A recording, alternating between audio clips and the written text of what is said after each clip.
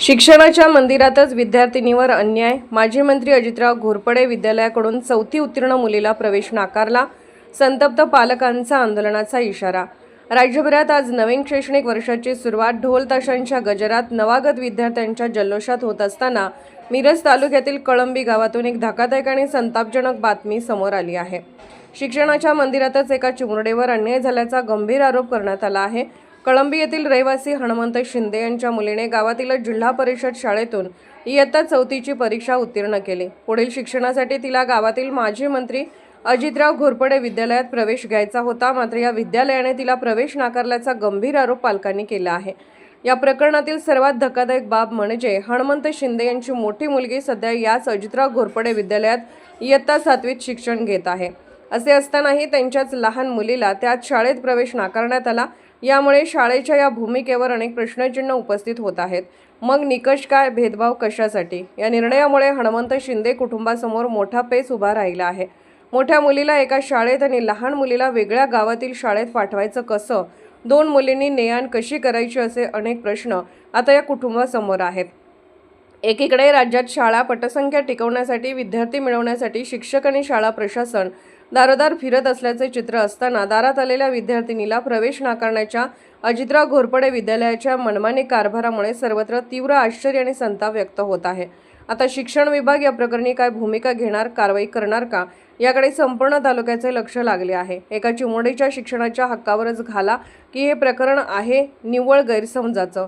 सत्य काय हे शोधण्याची जबाबदारी आता शिक्षण विभागाची. काय बघ किती वेळ असतो? 4थीला होतो, आता 5वीला घेत. कुठल्या शाळेत शिकत होते?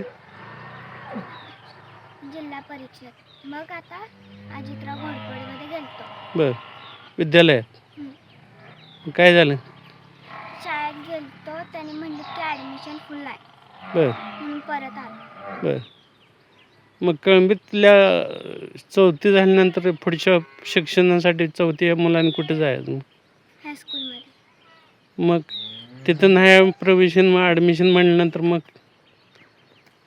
आता परत आलो. बर. तू किती आहेस? 7वीला तू कुठे शिकतेस? अजितरावमध्ये. बर. मग काय झालं, तुला ॲडमिशन मिळालं, तुझ्या बहिणीला मिळत नाही काय? तिला ॲडमिशन भेटलं नाही म्हणून मी पण माघारी आलो. आलीस होय? मग तू आता तिथं ॲडमिशन तुझं का सोडलीस तिथनं शाळा हायस्कूलमधून? होय. मग आता कुठं घेणार ॲडमिशन? मिळेल तिथं. बोल. नमस्कार, हनुमंत गणपत शिंदे पाटगाव. मी माझी मुलं 1ली ते 4थी जिल्हा परिषद शाळा कळंबी येथे घातली होती. 1ली ते 4थी नंतर 5वी कळंबी हायस्कूल अजितराव घोरपडे विद्यालयाला घातली होती. पहिली मुलगीही घातल्या, आता ती 7वीला आहे. आणि दुसरी मुलगी 4थी नंतर रितसर त्याचं ॲडमिशन कळंबी हायस्कूल अजितराव घोरपडे विद्यालयाला व्हायला पाहिजे. तर मी ऑनलाईन फॉर्म तसाही मार्च, एप्रिल, मेमध्ये त्यांची भरलेला आहे त्यांच्या पोर्टलवरती. आणि परंतु आज मुलं शाळेत घेऊन गेल्यानंतर शाळेची व्यवस्था करून समितीने सांगितले की बाबा ॲडमिशन आमची पहिलीच फुल आहेत. माझी एकच रिक्वेस्ट आहे की बाबा कळंबी मराठी शाळा 4थीपर्यंत असताना 5वीची मुलं कळंबी हायस्कूलमध्ये घेतली पाहिजेत रितसर नियमाप्रमाणे. ती न भरता तुम्ही दुसरा कोटा कुठला पूर्ण केला आहे?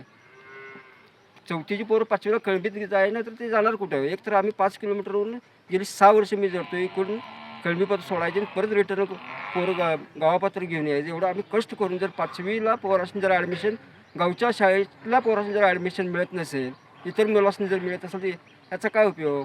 मग 4थीपर्यंत कळंबीत शाळेत मुलं घालायची का?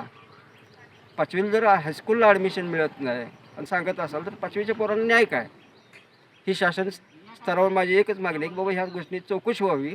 5वीच्या मुलांना रितसर तुमचं कळंबी मराठी शाळेत 4थी 5वी कळंबी हायस्कूल म्हणजेच अजितराव घोरपडे विद्यालय, तिथं का ॲडमिशन मिळू शकत नाही? मिळलं पाहिजे नियमाप्रमाणे. आणि हिची सखोल चौकशी झाली पाहिजे. कारण कळंबी मराठी शाळेत जी पोरं किती आहेत आणि तुमचं राहिलेलं ॲडमिशन कुठलं घेतलं? तुम्ही बाहेरली पोरांचं ॲडमिशन का घेतलं? बरं, घेतलं तुमचा कोटा पूर्ण करण्यासाठी. ही मुलं जाणार कुठं? ह्या मुलांचं भविष्य काय?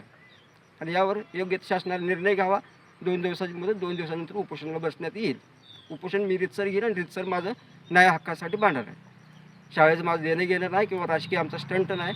हां, मान्य आहे की बाबा तुमचा 100% निकाल लागतो, हेही मान्य आहे. त्या पद्धतीने तुम्ही पोरं तयार करून घेता. ते 100% निकाल कसा लागतो, जर तुमचा 5वीचा पाया जर तुम्ही 5वीलाच पट तयार करत नसाल तर तुमचा ते 10वीला पट जाणार आहे कुठपर्यंत. 5वीला जर तुम्हाला बॅकग्राऊंड दिला, 5वीची पोरं जर तुम्ही शाळेत भरून घेतलं तर 6वी 7वी 8वी 9वी 10वी करणार आहे कुठून. मग 5वी जर तुम्हाला बंद करायचं असेल बंद करून घ्या, घेऊ नका तुम्ही पोरं. मग योग्य ते निर्णय शासन स्तरावर व्हावा अशी माझी इच्छा आणि प्रेमळ मनपूर्वक मी माझी भावना व्यक्त केलेली आहे.